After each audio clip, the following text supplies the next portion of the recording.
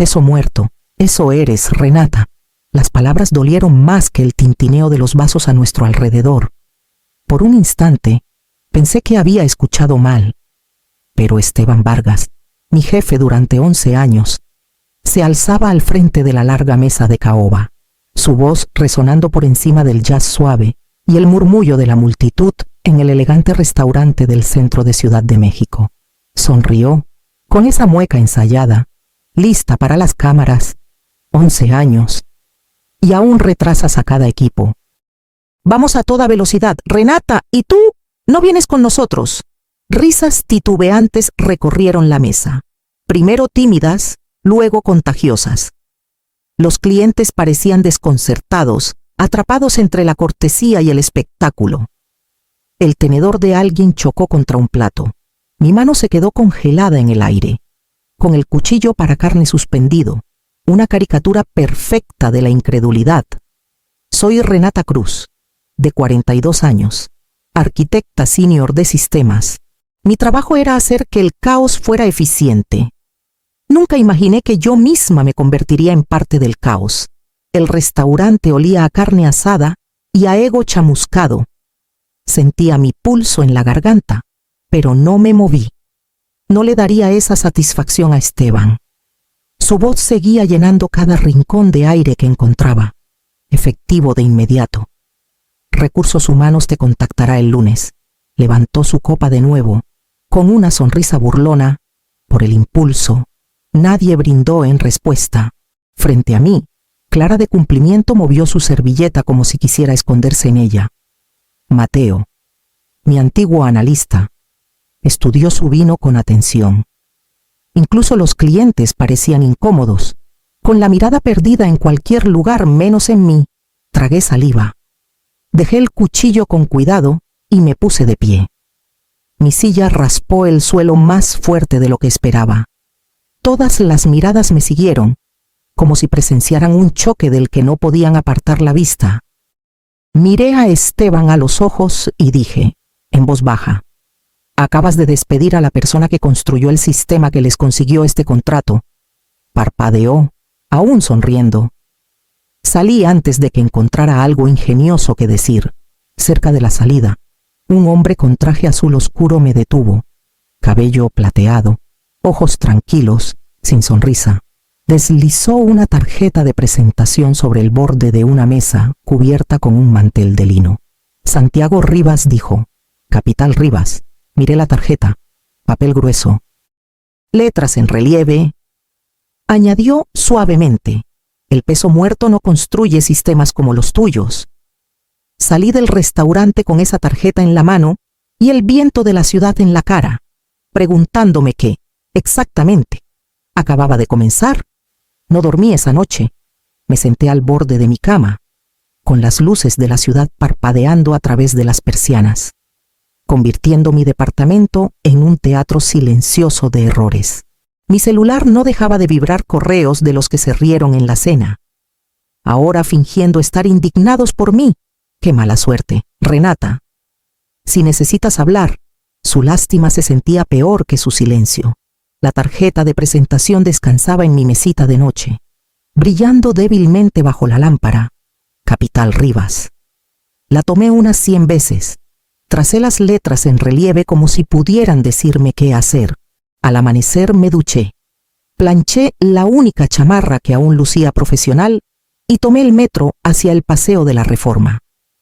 El aire era fresco y metálico, de ese tipo que te despierta más de lo que quisieras. El edificio en Insurgentes parecía gritar dinero vidrio espejado. Mármol en el vestíbulo tan pulido que daba miedo pisarlo. La recepcionista no levantó la vista hasta que dije el nombre de la tarjeta. Entonces todo cambió. El señor Rivas la espera, dijo, poniéndose de pie. Piso 17. El elevador zumbaba en un silencio perfecto. Cuando las puertas se abrieron, él ya estaba ahí, Santiago Rivas, los mismos ojos tranquilos, sin fingir sorpresa. «Qué bueno que viniste», dijo, invitándome a una oficina que parecía más un museo. No perdió el tiempo. He seguido tu trabajo desde tu artículo sobre logística de carga adaptativa. Construiste algo 5 años adelantado a lo que hay allá afuera. Parpadeé. Lo leíste, lo anoté, dijo simplemente, entregándome una carpeta. Mi propia letra me miró de vuelta. Diagramas, flujogramas. La mancha de café de aquella noche que trabajé hasta el amanecer. Se inclinó hacia adelante. Diluyeron tu diseño para los inversionistas. Quiero que lo reconstruyas, en silencio. Tendrás fondos, autonomía total. Y luego sin LinkedIn, sin prensa, sin nombre hasta que esté listo. No era la oferta que esperaba. Se sentía más como un pacto. Miré la carpeta, luego la silueta de Ciudad de México desplegándose en líneas frías y cristalinas detrás de él. Mi vida ya se había derrumbado. ¿Qué quedaba por perder? Tomé la pluma. El papeleo de Fort Janet llegó un jueves frío por la mañana, impreso en papel delgado del gobierno que olía ligeramente a tóner y nuevos comienzos. Lo firmé en la mesa de mi cocina, junto a un pan dulce a medio comer y una laptop que aún mostraba la pantalla de inicio de Conex que no me atreví a cerrar. Unos clics después, mi nombre desapareció de cualquier registro rastreable. Coyoacán no era glamoroso, pero era tranquilo. Demasiado tranquilo para que alguien mirara 2 veces. La oficina que encontré estaba arriba de una clínica dental, entre una panadería y una cerrajería. 2 cuartos pequeños, una ventana y cables tan viejos que zumbaban cuando encendías las luces. Aún así, cuando conecté el primer servidor, ese zumbido bajo se sintió vivo. El siguiente paso era imposible hacerlo sola. Revisé mis contactos antiguos, dudando antes de cada nombre. El orgullo pesaba, pero el propósito pesaba más. Valeria Gómez contestó al segundo timbre. Escuché lo que te hizo, dijo antes de que yo hablara. Su voz tenía esa calma cortante que usaba al depurar código. La habían despedido 2 meses antes. Recortes presupuestales, decían, pero yo sabía que cuidaba a su hermano menor, trabajando en proyectos nocturnos. Cuando le conté de Fort Janet, hubo un silencio. Luego un suspiro. Todavía tienes el marco antiguo. Mateo Luna fue el siguiente. ¿Renunció? Después de que la gerencia llamó a control de calidad, no generador de ingresos. Esperaba cinismo. En cambio, soltó una risa corta y amarga. Dime las reglas, dijo. Camila Torres fue la última. Despedida tras filtrar correos internos que probaban manipulación de datos. Ni siquiera preguntó de qué iba el proyecto. Si les duele, dijo, estoy dentro. Para el domingo, estábamos en esa oficina apretada, rodeados de cables enredados y cajas de comida para llevar. Sin Slack, sin nube, sin rastros, solo celulares desechables, servidores locales, conectados directamente, cada cambio registrado a mano. Cada compilación limpiada a diario. Nadie hablaba mucho, no hacía falta. El aire olía a soldadura y café rancio. Y por primera vez desde el restaurante, me sentí firme. Cuando la primera línea de código compiló limpia, no celebramos, solo nos quedamos ahí, viendo el brillo del monitor reflejarse en la ventana oscurecida. Los fantasmas habían encontrado su terreno. 3 semanas se fundieron en un solo ritmo sin dormir. Código, prueba, reconstrucción, repetición. La oficina sobre la clínica dental se convirtió en un laberinto de cables y tazas de café. Nuestro aliento empañando las ventanas mientras el radiador tosía en protesta. Las noches se mezclaban con las mañanas. El hermano de Valeria a veces llamaba después de medianoche. Ella contestaba con una mano. Mientras seguía tecleando con la otra, Mateo murmuraba para sí. Cronometrando cada ejecución, Camila apenas hablaba, salvo para maldecir el hardware cuando se retrasaba por 1 milisegundo. Entonces, una noche, algo cambió. Mateo presionó compilar, y el sistema corrió limpio sin banderas rojas, sin fallos. Apareció un solo mensaje: ruta recalculada. Tiempo total, 42.3 segundos. Por un momento, ninguno se movió. Luego Camila exhaló, lento y tembloroso. Valeria se recostó, con los ojos cerrados, susurrando 42. Eso fue todo. sin champán, sin chocar las manos, solo el sonido de los servidores zumbando, constante como un latido. Después de semanas de construir en la oscuridad, teníamos una prueba. Mientras los demás recogían, me quedé. El brillo de los monitores bañaba la habitación en un azul pálido. Abrí un navegador, más por hábito que por curiosidad, y escribí el nombre que no había dicho en voz alta en semanas con Ex Logística.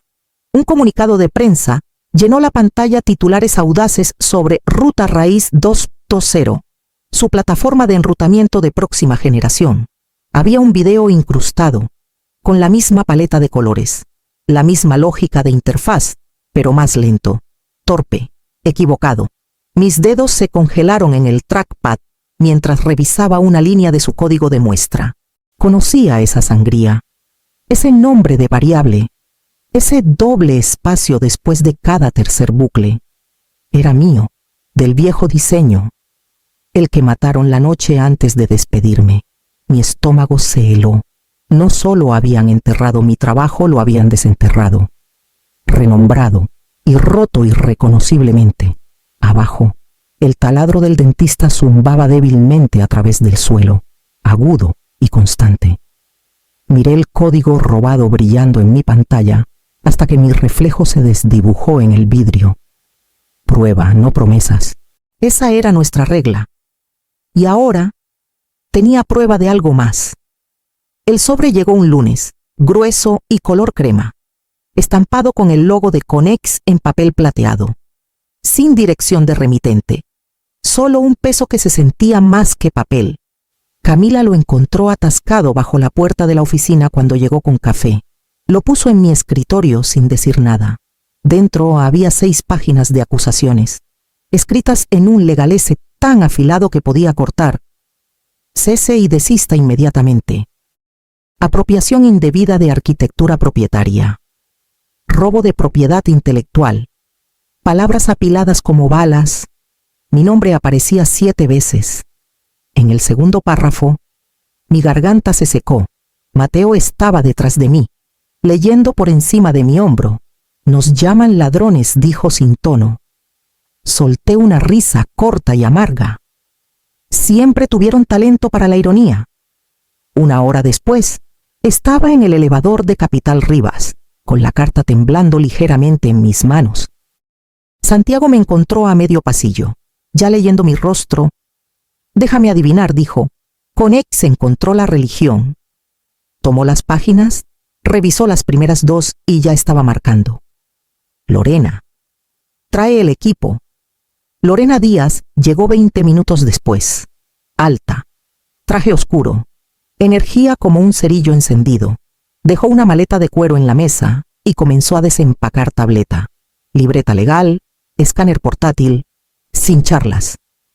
Te acusan de robar tu propio trabajo, dijo tras leer la carta.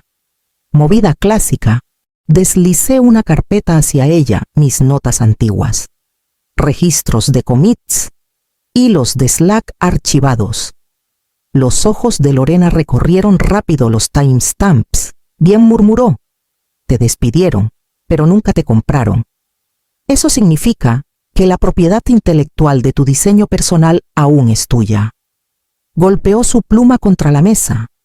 Eres el fantasma legal que los persigue. Santiago se recostó, con una leve sonrisa. Redacta la respuesta. Para la tarde. Lorena había construido una contrademanda lo bastante afilada como para cortar acero. Cada diagrama, cada correo fechado, cada cláusula del viejo acuerdo de confidencialidad cosidos como una armadura. Imprimió el borrador final y lo deslizó hacia mí para firmar. Mis manos ya no temblaban cuando firmé mi nombre. El miedo que me había seguido desde la cena en el restaurante comenzó a disolverse, reemplazado por algo más firme: precisión, enfoque, control. Cuando levanté la vista, Santiago asintió una vez. Ahora, dijo, hagamos que recuerden a quién despidieron. El vaivén legal se volvió ruido de fondo, un zumbido constante de demandas, correcciones y amenazas corporativas que Lorena manejaba como si fuera el clima. Mientras los abogados peleaban, Nosotros seguíamos enterrados en código. Nuestro prototipo ya no era una defensa. Era algo vivo que se negaban a romperse. Hacíamos pruebas de estrés al amanecer, simulaciones de datos en tormentas digitales. Los monitores de Mateo brillaban rojos y dorados como hornos. Valeria reescribió el esquema de enrutamiento para predecir desviaciones de temperatura en camiones refrigerados, murmurando fórmulas. Camila reconstruyó el pipeline de despliegue desde cero, cada línea envuelta en cifrado. El silencio es bueno, dijo una vez, sin levantar la vista. El ruido significa que alguien nos observa. A la tercera semana, Forjanet manejaba rutas simuladas completas Estado de México, Querétaro, Puebla sin un solo retraso, sin fallos, sin rutas fantasma. Nuestro silencio se convirtió en nuestro escudo. Entonces llegaron las noticias. Conex lanzó Ruta Raíz 2.0 con pancartas, hashtags, entrevistas. Esteban Vargas estaba bajo luces de escenario en un live stream, con su corbata del mismo azul con X que yo usaba para codificar mis tableros. Una nueva era en la eficiencia de carga, declaró. Esa noche surgieron los primeros reportes, entregas tardías, fallos en el GPS, envíos perecederos llegando tibios, en horas. Los videos inundaron TikTok, trabajadores de almacenes mostrando cajas de productos echados a perder, choferes grabando alarmas en el tablero, termómetros subiendo más allá de los límites seguros. Alguien combinó un clip del discurso de Esteban sobre una paleta de helado derritiéndose. Lo vi en silencio, con un dolor sordo en el pecho. Camila se inclinó sobre mi hombro. No lo sabotajeamos, susurró. Solo construimos la versión que funciona.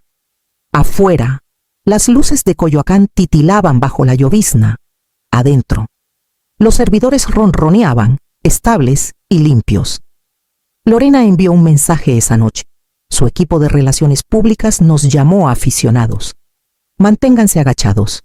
Puse mi celular boca abajo y volví al tablero. Cada ruta en nuestro sistema brillaba en verde. Los datos no alardeaban. Solo se movían rápidos, precisos, impecables. Mientras Conex culpaba a pasantes y algoritmos, nosotros construíamos en silencio en la oscuridad. Cada ejecución exitosa se sentía como un pulso bajo la ciudad, una prueba callada de que los fantasmas eran reales y estaban en todas partes. Era pasada la medianoche, cuando apareció el mensaje en nuestro canal cifrado, un usuario desconocido, sin foto de perfil, solo una línea de texto. Necesitamos hablar. Casi lo ignoré. Luego llegó un segundo mensaje, adjuntando un archivo marcado como Registros de Patentes 2022. Mi pulso se aceleró. El archivo contenía registros escaneados, nombres tachados y uno familiar, el mío, cruzado con tinta digital. La firma debajo era de Esteban Vargas. Desplacé la pantalla, atónita, mientras las notas del equipo legal de Conex explicaban cómo mi autoría había sido reasignada internamente.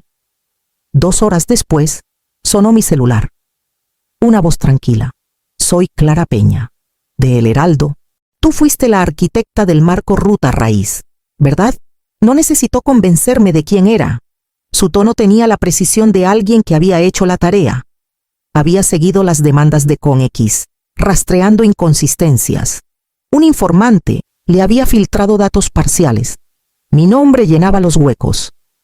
Tengo pruebas de que falsificaron registros de patentes para eliminarte, dijo Clara. Pero necesito tu confirmación antes de publicar. Miré el código que aún corría en mi pantalla. El sistema que reconstruimos línea por línea. Mi garganta se sentía apretada. Si hablo, expongo a mi equipo, dije. Entonces solo tu voz respondió. Una declaración, sin grabación. Nos encontramos en una cafetería cerca de la estación Insurgentes antes del amanecer. No grabó de inmediato. Solo me observó por encima de su taza, dándome espacio para decidir.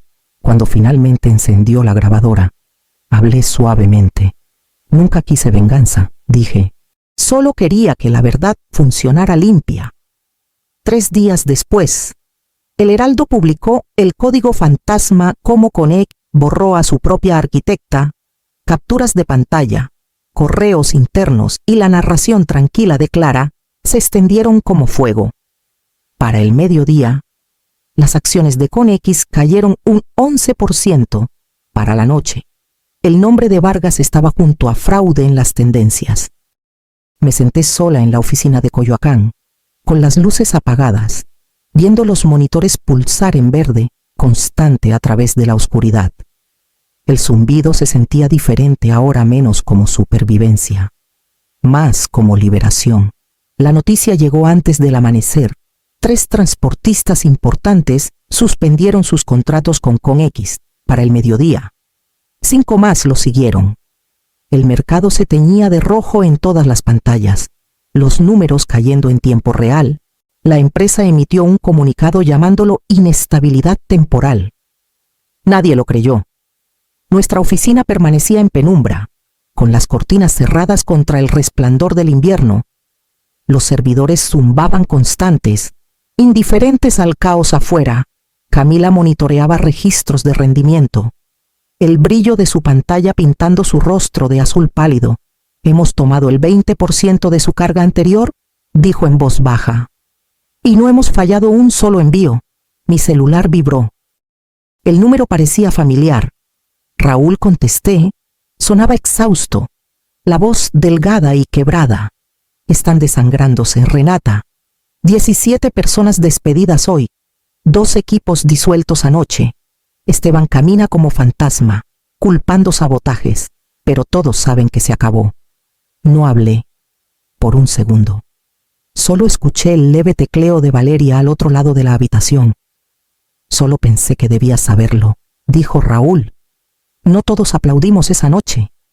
La línea se cortó antes de que pudiera responder. Miré el celular un largo momento, su peso pesado en mi mano. La culpa se coló silenciosamente, no bienvenida.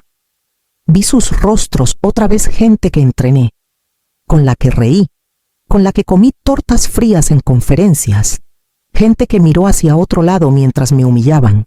Su silencio había sido su propio veredicto. Valeria rompió la quietud. «Nuevo cliente a bordo», dijo, con tono firme. «Transporte Mediano quiere una prueba». Asentí. «Envíales las credenciales seguras». Camila levantó la vista de su pantalla. «¿Estás bien?». Exhalé lentamente, el aire afilado en mis pulmones.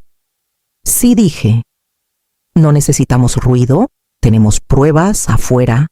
Las sirenas resonaban en algún lugar de la avenida México-Coyoacán. Adentro, nuestro sistema seguía funcionando, tranquilo y exacto. Cada línea verde en el monitor latía como un corazón constante, vivo, incorruptible. El mundo afuera se estaba limpiando a sí mismo. Todo lo que teníamos que hacer era mantener la señal estable. La llamada llegó temprano, antes de que la ciudad despertara por completo. La voz de Santiago tenía esa calma que siempre precede al cambio. «Conferencia de prensa la próxima semana», dijo. «Nueva York, esta vez, tu nombre estará en ella». Por un largo momento, solo escuché el silencio al otro lado. Mi nombre, 2 palabras que alguna vez me borraron de una empresa que ayudé a construir. Para cuando llegué al aeropuerto, las noticias seguían desenredándose. CEO de Conex renuncia en medio de escándalo continuo. Sin citas, sin defensa, solo una renuncia presentada en silencio. Vi el teletipo en la pantalla de la terminal mientras abordaba mi vuelo. Por primera vez en meses, sentí el extraño peso del cierre presionando mis costillas. El lanzamiento tuvo lugar en un almacén convertido en Midtown, paredes desnudas, iluminación suave, una sola fila de cámaras. Santiago tomó el podio primero, entregando números en lugar de promesas. Luego se volvió hacia mí.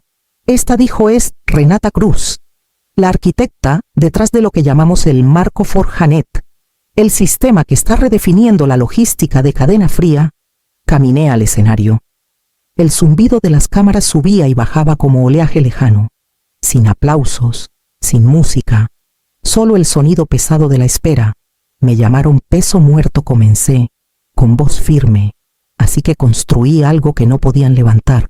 Las palabras quedaron suspendidas, flotando entre vidrio y silencio. Los rostros en la multitud cambiaron, no con sorpresa, sino con comprensión. Pensé en el restaurante, las risas, las copas de vino chocando, y qué lejos se sentía ese sonido de este momento. Cuando terminó la conferencia, los reporteros se abalanzaron, con micrófonos extendidos. Sonreí, estreché algunas manos y me escabullí antes de que los flashes me encontraran de nuevo. Afuera, Nueva York brillaba en una luz invernal pálida. Me quedé en la acera, con el cuello del abrigo levantado, viendo el tráfico pulsar por la avenida. El aire sabía limpio, frío, real. Por primera vez en un año, mi nombre no era algo que ocultar. Simplemente existía callado, visible, suficiente. La oficina en Coyoacán no había cambiado. Los mismos pisos disparejos, el mismo olor a soldadura y café viejo, el mismo zumbido de los servidores bajo la quietud. No había vuelto desde Nueva York. La placa del lanzamiento estaba sin abrir en el escritorio, aún envuelta en su papel de envío. Los demás se habían ido por el fin de semana. Valeria llevó a su hermano a Cuernavaca por su cumpleaños. Mateo estaba escalando en algún lugar de Hidalgo. Con el celular apagado por una vez, Camila prometió pasar el lunes para instalar un nuevo parche. Por ahora, Forjanet éramos solo yo y las máquinas. Encendí los monitores. Vi la interfaz florecer en las pantallas en un verde pulsante y tranquilo. Cada ruta estable, cada envío llegando a tiempo. Los números fluían como agua, predecibles, limpios, vivos. Afuera, el cielo aún estaba oscuro, con una fina línea naranja presionando el horizonte. La ciudad despertaba, pero aquí, el tiempo se movía más lento.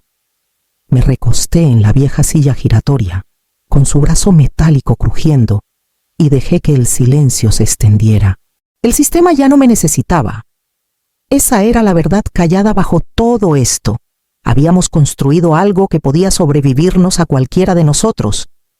Algo imperturbable por aplausos o escándalos.